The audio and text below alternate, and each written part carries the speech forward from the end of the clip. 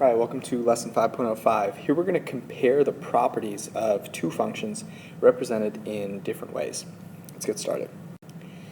So to begin with, I want you to try this problem out. Go ahead and copy it down, try it on your own first, and then press play, and we'll talk about it briefly and see what we can learn from this example. Okay, so it's important for us to consider rate of change, and rate of change we think of as the slope at any point.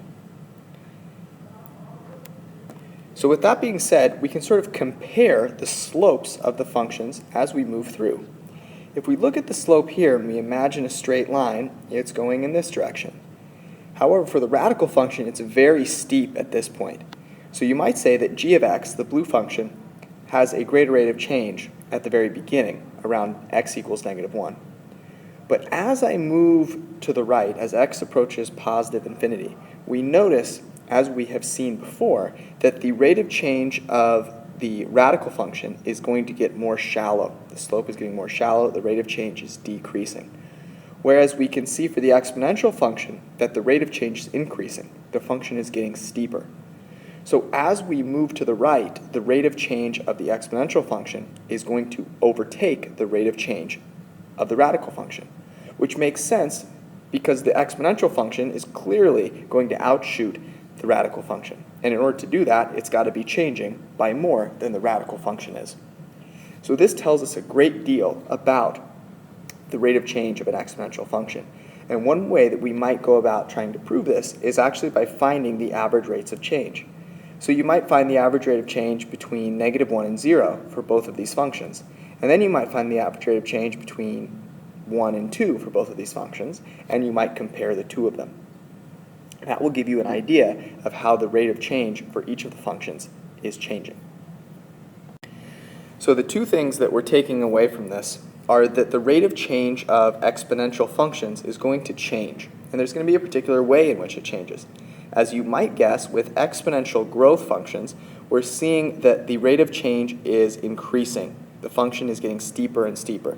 In fact, if you look at a zoomed out picture, you'll see that it increases really fast, that the slope gets very close to being perfectly vertical.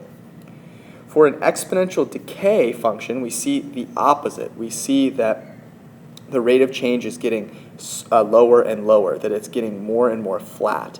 And that means that the slope is getting closer and closer to being 0, because that's what a perfectly flat slope looks like.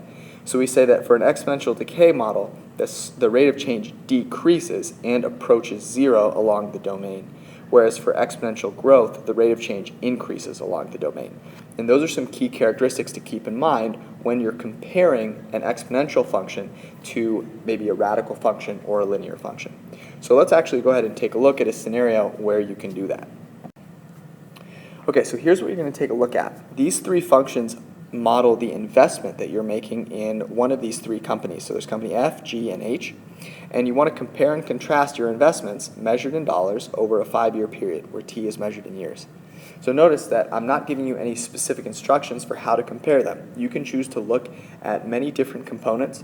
What I would suggest is that sketching the graph of these functions would be really helpful in making some comparisons, but I want you to compare it in the way that you see fit.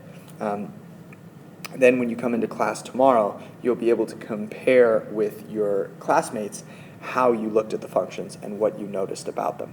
So spend a good 15 minutes or so on this, and then we'll take a look at what you've come up with tomorrow in class.